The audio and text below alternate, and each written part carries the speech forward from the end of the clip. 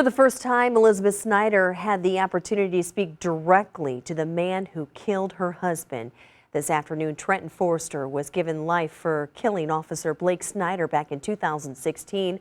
Our Russell Kinsall has been in the courtroom all day today. He is live for us in Clayton, right outside the courthouse.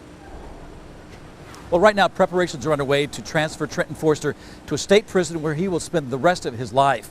His sentencing hearing today was quite emotional. In it, we heard from Elizabeth Snyder. She forgave Forster, and Forster himself apologized for what he did. The judge sentenced Forster to life in prison without the possibility of parole, plus an additional 27 years in prison tacked onto that for the other charges. Snyder was shot and killed while responding to a disturbance call on Arno Drive in 2016. Several people had the chance to speak about the impact of his death, but the most emotional moment was when Elizabeth Snyder, his widow, said she forgave Forster because as a Christian, that was the right thing to do. At that moment, I could even hear some of Forster's family crying.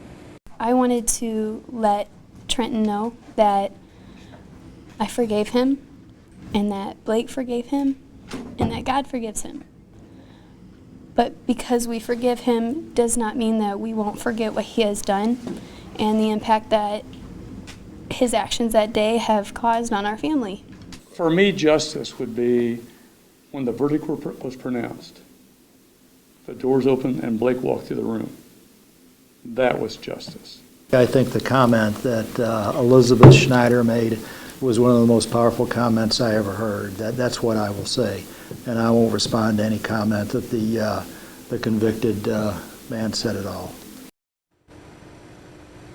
In court, Forster said he didn't plan on making a statement, but after hearing about the pain and suffering from Blake Snyder's death, he did decide to say something, and he apologized to the Snyder family.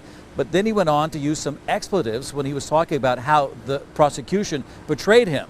The judge politely wrapped him up and then escorted him and had him taken out of the courtroom. Now, there was one moment whenever Blake Snyder's mother was talking, and I overheard a comment, a defiant comment from one of Forster's family members. Not many people heard that comment. I'll tell you what it was coming up all new on News 4 at 5. Live in Clayton, Russell Kinsall, News 4.